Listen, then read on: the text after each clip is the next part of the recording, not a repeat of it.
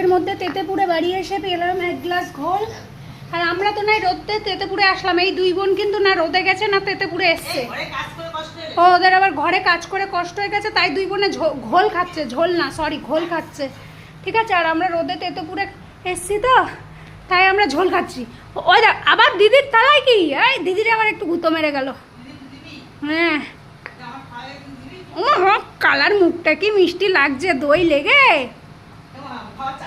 মা বাবাই না আস্তে আস্তে খাচ্ছে, বাবাই তুই তাড়াতাড়ি খাওয়া প্র্যাকটিস কর বাবাই, নাহলে কিন্তু কিচ্ছু কপালে জুটবেন না। ওই দেখো এই ও বাবাই দাঁত দেখাচ্ছে, আমার খাবার খাবি, কি অবস্থা দেখেন দেখেন, এটা হেভি মজার জিনিস।